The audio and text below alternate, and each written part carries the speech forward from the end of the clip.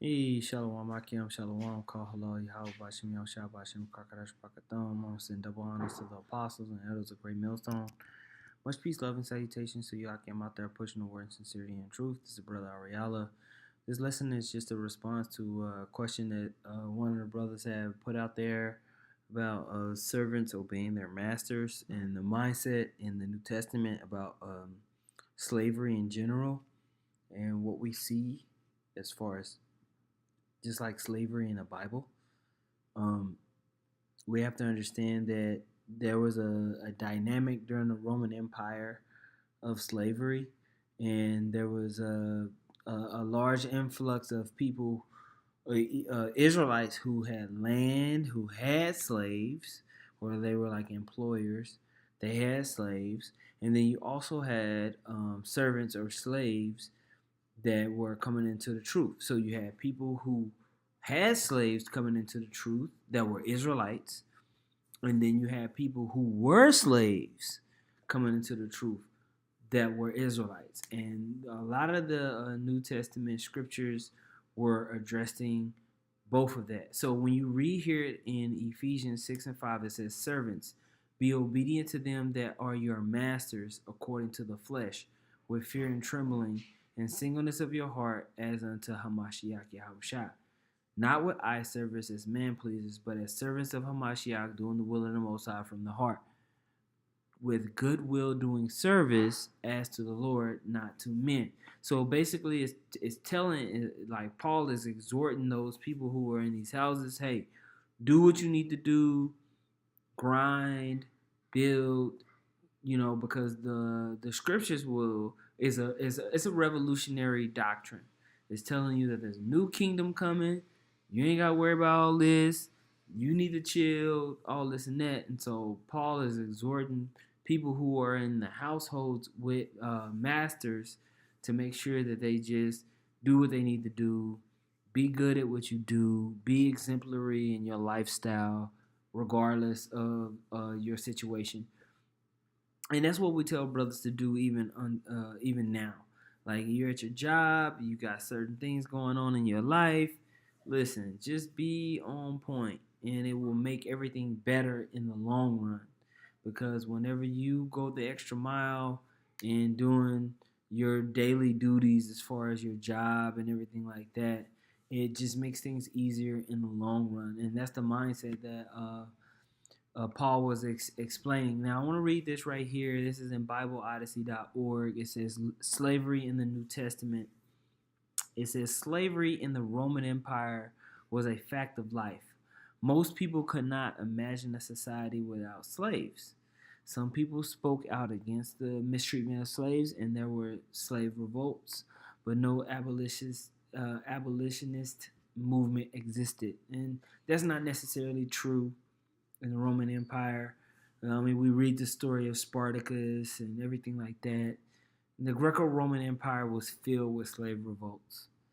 So when we read these passages of these Bible commentaries, we have to make sure that we keep a more well-rounded understanding of what we're reading. All right. The second paragraph says the fate of a slave depended largely on the temperament of his or her master. Masters could punish slaves brutally for real or perceived infractions. Sexual abuse of slaves was also common. Slave work included hard labor as well as skilled service like tutoring, bookkeeping, estate managing. Okay, when we read about stewardship, right?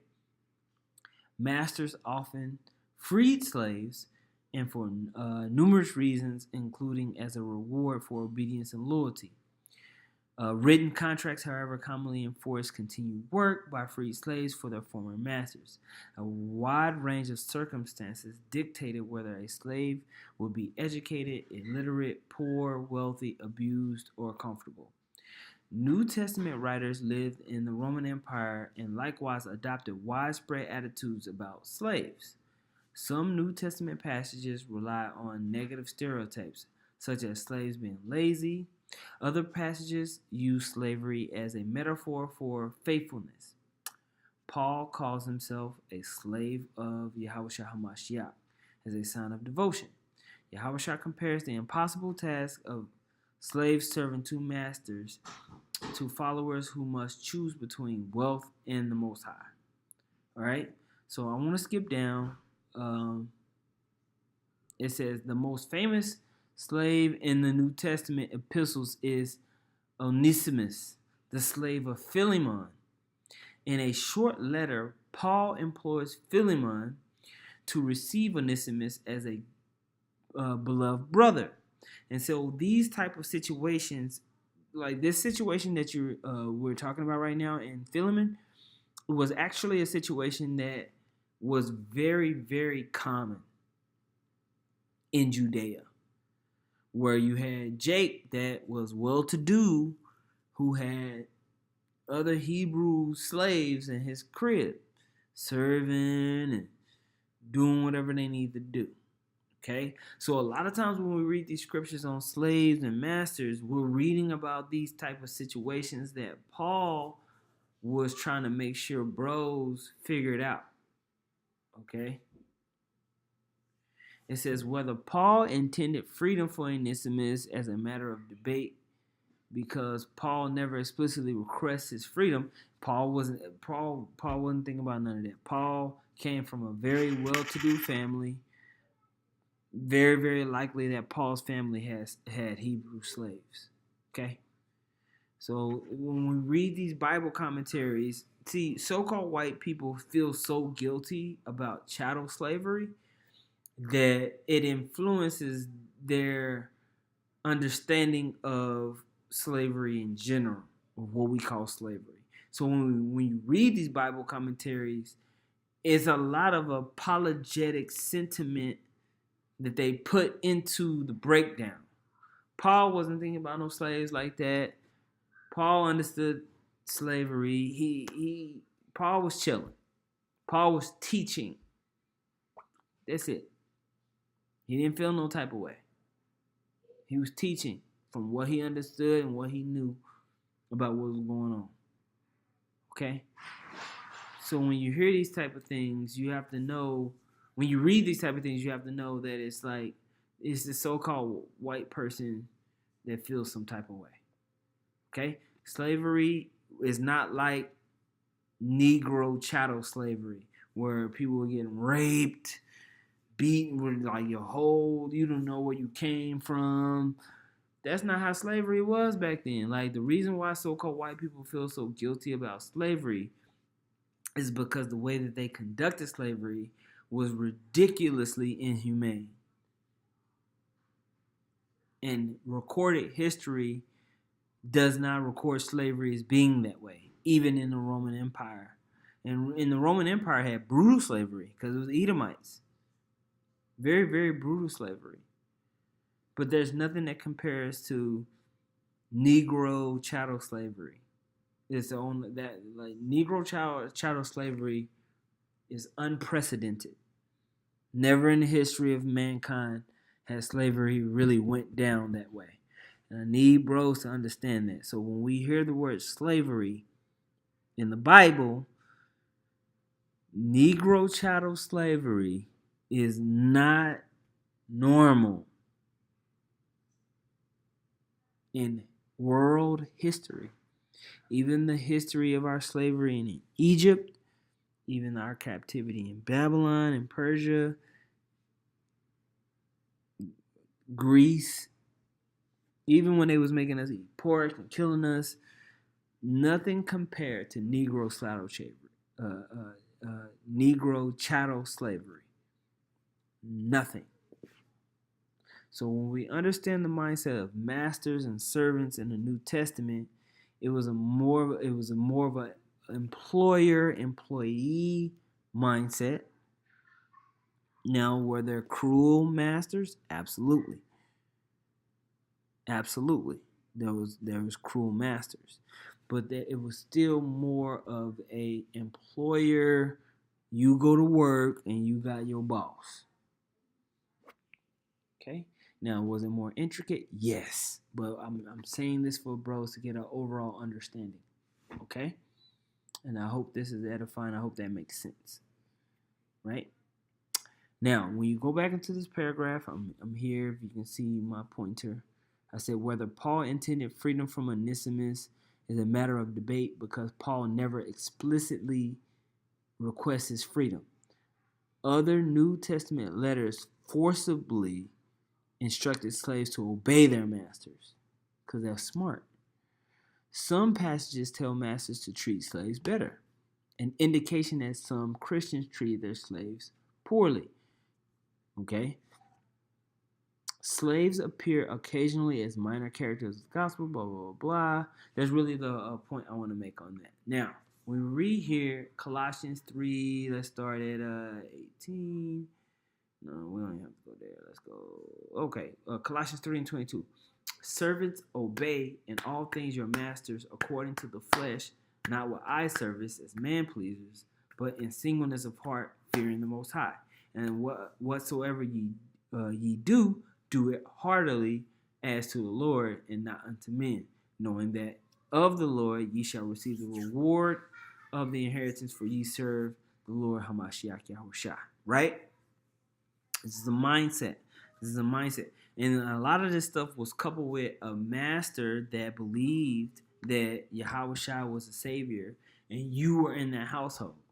Now, when you get to the scriptures that talk about eating of food sacrificed unto idols, we have to understand the context because there was a lot of Israelites that were serving in households with idol worshippers, and the food that was prepared for the servants of the house was food sacrificed unto idols.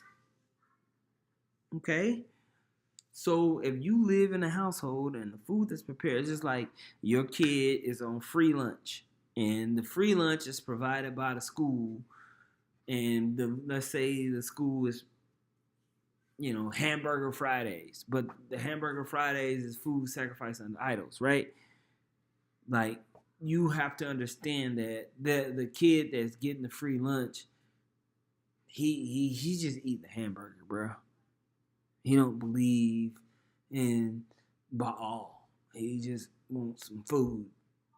So these type of situations was going on, and Paul had to address it. There was a lot of dynamic situations going on that came under the umbrella of Paul and the apostleships, people traveling to these different places.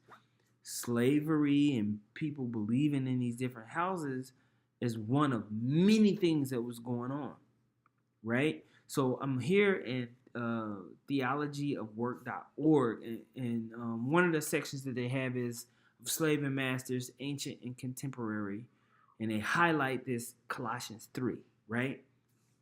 It says, at this point, Colossians moves on to what is called a household code, a set of specific instructions to wives and husbands and children and parents, slaves and masters. These codes were common in the ancient world. In the New Testament, they occur in one form or another 6 times. Galatians 3:28, Ephesians 5:15, 6:9, Colossians 3:15, 4:1, 1 Timothy 5, right? Titus, 1 Peter. It says, for our purposes here, we will explore only the section of Colossians having to do with workplace, slaves and masters, right? If we are to appreciate fully the value of Paul's words here for contemporary workers, we need to understand a bit about slavery in the ancient world. Western readers often equate slavery in the ancient world with chattel slavery of the pre-Civil War South in the United States, a system notorious for its brutality and degradation. At the risk of oversimplification, we might say that the slave system of the ancient world was both similar to and different from the former U.S. system. On one hand, in ancient times, foreign captors of war laboring minds were arguably far worse off than slaves in the American South. At the other extreme, however, some slaves were well educated, valued members of the household, serving as physicians, teachers, and estate managers. And we see that example in the scriptures all the time. Jacob. Was not Jacob a slave? Jacob was a slave, brothers. He was a slave to the house of Laban. He worked those fields. He worked to get Rachel and Leah. Okay? And there's several examples of I want to use is it Eleazar?